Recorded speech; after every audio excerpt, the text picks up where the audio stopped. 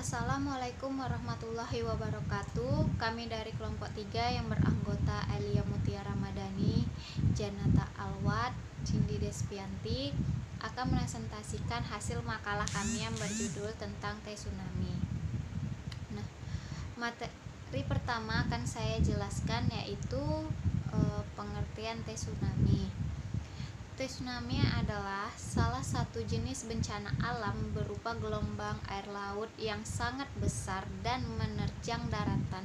Kata tsunami berasal dari bahasa Jepang yaitu tesu yang berarti pelabuhan dan kata nami yang berarti gelombang. Jika diartikan, kata tsunami memiliki arti ombak besar di pelabuhan. Secara ilmiah, tsunami diartikan sebagai perpindahan badan air yang disebabkan karena adanya perubahan permukaan laut dengan tiba-tiba secara vertikal.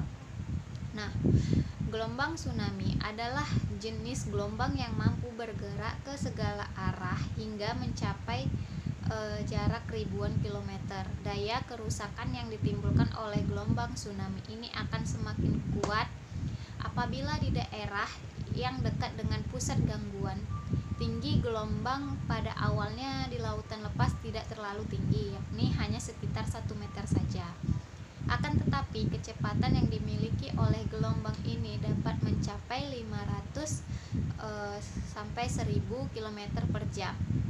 Tentunya kecepatan ini sama dengan kecepatan pesawat jet. Karena kecepatannya yang luar biasa ini, kapal yang berada di lautan sampai tidak terasa akan kehadiran gelombang ini. Berikut adalah B. Jenis-jenis tsunami. Ada 5 jenis tsunami yang paling umum diketahui, yaitu sebagai berikut. Yang pertama yaitu tsunami lokal. Tsunami lokal adalah jenis tsunami yang berkaitan dengan epicentrum gempa yang terjadi di sekitar area pantai. Yang kedua yaitu tsunami regional. Tsunami regional adalah jenis tsunami yang 10 kali lebih besar dari tsunami lokal. Jarak yang bisa dicapai oleh tsunami jenis ini kurang lebih 100 hingga 1000 km dari titik terjadinya. Biasanya waktu yang dibutuhkan gelombang mencapai daratan cukup lama. Nah, ketiga itu jarak. Tsunami jarak juga bisa disebut sebagai ocean wave tsunami atau tele tsunami, merupakan tsunami destruktif. 4. Tsunami meteorologi. Tsunami meteorologi juga bisa disebut meteo tsunami atau tsunami atmosfer, merupakan suatu fenomena alam yang menyerupai tsunami. Ada tsunami konsentrum nih. Mikrotsunami adalah jenis tsunami yang berbentuk sangat kecil sehingga akan sulit untuk diketahui dengan mata telanjang atau visual. Nah, ini ada faktor-faktor penyebab tsunami. Tsunami merupakan sebuah bencana alam yang sangat dahsyat. Tidak dapat kita pungkiri bahwa bagian darat tanah yang terkena tsunami akan luluh lantak karena kekuatan yang dimiliki oleh gelombang tsunami tersebut. Terjadinya tsunami ini biasanya tidak bencana alam tunggal. Maksudnya biasanya tsunami tidak datang sendiri dengan tiba-tiba, namun biasanya ada yang menyebabkan sehingga terjadinya tsunami. Beberapa peristiwa alam menjadi penyebab terjadinya tsunami. Adapun faktor-faktor penyebab terjadinya tsunami antara lain sebagai berikut. Itu yang pertama adalah gempa bumi di bawah laut. 2 adalah letusan gunung berapi di bawah laut. 3 terjadinya longsor bawah laut. 4 adanya hantaman dari meteor. Sekian dari penjelasan saya. Assalamualaikum warahmatullahi wabarakatuh. Saya Janata Syam Alwat akan melanjutkan presentasi berikutnya. Indikator selanjutnya yaitu tentang penjalaran tsunami. Wilayah penjalaran tsunami ini terbagi menjadi 3 macam, yaitu tsunami dengan sumber jauh, tsunami regional, dan tsunami lokal. Tsunami dengan sumber jauh yaitu penjalaran wilayahnya lebih luas dengan radius penjalarannya lebih dari 1000 km. Tsunami ini jarang terjadi, namun apabila terjadi akan menimbulkan dampak yang besar seperti menimbulkan korban dan kerusakan harta benda dalam jumlah yang besar. Yang kedua, tsunami regional. Jarak penjalaran tsunami ini radiusnya sekitar 1000 km. Tsunami ini dapat menghancurkan wilayah geografis tertentu. Yang ketiga, tsunami lokal. Radius jarak tsunami lokal ini tidak lebih dari 100 km dari sumbernya. Indikator selanjutnya itu tentang intensitas tsunami. Skala intensitas tsunami adalah menggambarkan tinggi gelombang yang mencapai daratan dan tinggi kerusakan yang diakibatkan oleh tsunami. Tsunami tidak selalu terjadi dalam skala yang besar, seperti yang dapat menimbulkan korban, kehancuran harta benda yang dalam jumlah besar. Tsunami bisa terjadi dalam skala intensitas yang kecil, bahkan tidak tampak dengan secara kasat mata. Indikator selanjutnya yaitu tentang London dan run-up. London atau disebut juga dengan inundasi adalah jangkauan maksimum tsunami ke arah barat yang diukur dari garis pantai. Jauhnya London menjangkau daratan dapat dilihat dari beberapa hal, diantaranya sebagai berikut. Yang pertama, kemiringan lereng. Semakin datar kemiringan lereng, maka semakin jauh pula tsunami masuk ke daratan.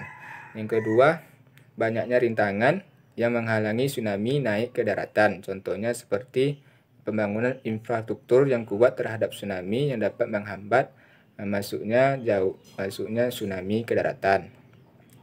Yang ketiga, panjang tsunami. Tsunami yang pendek tidak akan mampu bergerak jauh masuk ke daratan.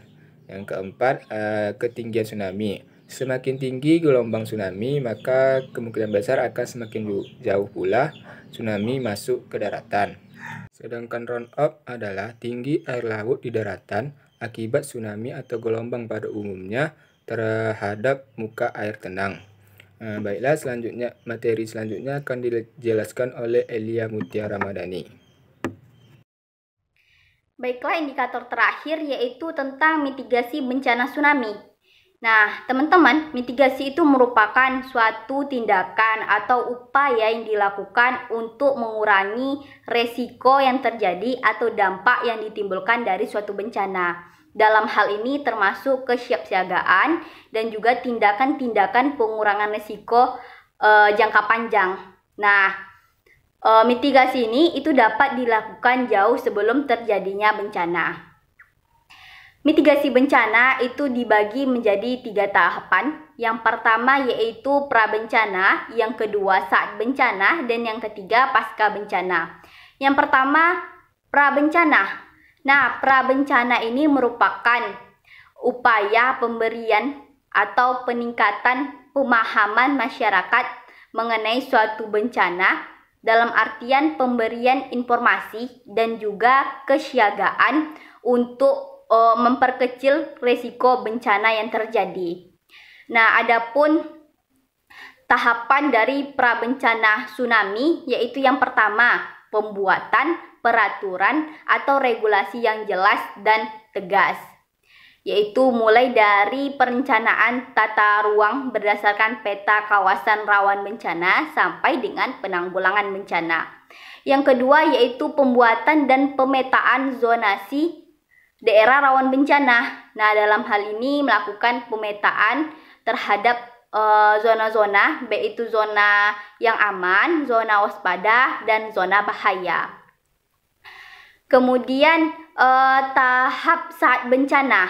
Nah, saat bencana ini merupakan kegiatan yang upayanya berupa pencaharian, kemudian pemberian bantuan darurat, dan juga pengungsian. Jadi, sasaran dari tahap saat bencana ini adalah save more life. Adapun tahapan yang dilakukan saat bencana tsunami, yang pertama, setelah gempa berdampak terhadap rumah, maka jangan berusaha untuk membersihkan rumah, melainkan tetap waspada dan membimbing keluarga untuk menuju ke tempat yang lebih tinggi dan juga aman. Kemudian, apabila setelah terjadi gempa, air laut itu surut secara tiba-tiba, maka dilarang menuju pantai karena hal tersebut merupakan awal dari datangnya tsunami. Kemudian secepatnya menjauhi pantai dan pergi ke tempat pengungsian atau TPA yang telah disediakan. Kemudian pada saat evakuasi itu dilarang untuk membawa barang-barang yang berat ataupun besar. Nah, pada saat menuju TPA itu disarankan untuk berjalan kaki atau tidak menggunakan kendaraan bermotor. Hal tersebut dikhawatirkan akan membuat kemacetan dan kesemrautan pada jalur evakuasi. Nah, kemudian apabila tidak dapat mencapai TPA, maka harus berpegang kuat pada benda-benda yang tahan atau bisa mengapung. Nah, kemudian untuk yang berada di dalam kapal atau yang sedang melakukan pelayaran itu disarankan menuju laut yang dalam, karena pada laut dalam ketinggian gelombang itu hanya berkisar 50 sampai 200 cm. Selanjutnya itu tetap waspada terjadinya tsunami susulan karena dikhawatirkan intensitasnya itu lebih tinggi. Dan yang terakhir itu tetap tenang, jangan panik, dan hanya mendengarkan informasi dari pihak yang berwenang. Selanjutnya tahapan pasca bencana. Nah, pasca bencana ini merupakan kegiatan pemulihan kondisi atau rehabilitasi, kemudian pembangunan kembali atau rekonstruksi, dan juga build back better atau penghidupan masyarakat menjadi lebih baik. Nah, kegiatan-kegiatannya tersebut, yang pertama, segera melakukan tim tanggap darurat, yaitu pembentukan tim tanggap darurat. Yang kedua, melakukan sosialisasi mengenai status gempa dan tsunami. Yang ketiga, mencegah pengungsian kembali ke daerah bencana sebelum ada informasi jelas dari pihak yang berwenang. Kemudian melakukan penyaluran bantuan secara adil dan merata. Kemudian melakukan rehabilitasi sarana dan prasarana umum dan juga perumahan, lahan, dan lain sebagainya. Kemudian tetap melakukan pemantauan kesehatan masyarakat secara berkelanjutan. Dan juga selanjutnya itu pendirian posko untuk korban hilang atau tercerai berai. Kemudian melakukan pemindahan atau relokasi pemukiman penduduk yang areanya itu paling rawan terkena bencana. Kemudian pemerintah melalui Badan Penanggulangan Bencana Daerah berkoordinasi dengan PFMBG itu menentukan daerah yang layak huni ataupun tidak layak huni. Nah, bagi masyarakat yang daerahnya itu tidak layak huni, maka pemerintah itu berkewajiban untuk membangun huntara atau hunian sementara, baru kemudian ditindaklanjuti dengan pembangunan huntap atau hunian tetap. Selanjutnya yaitu menentukan pemanfaatan dari kawasan yang tidak layak huni tersebut, seperti sebagai hutan lindung dan juga jalur hijau. Kemudian pemerintah harus membangkitkan kembali kondisi sosial ekonomi masyarakat. Dan yang terakhir, partisipasi, peran dan kesadaran masyarakat pada tahap pasca bencana ini sangat diperlukan. Nah, itulah mengenai mitigasi bencana tsunami. Sekian materi dari kelompok 3 mengenai bencana tsunami. Mohon maaf atas kekurangan. Saya Elia Mutiara Madani menutup materi dari kelompok 3. Assalamualaikum warahmatullahi wabarakatuh.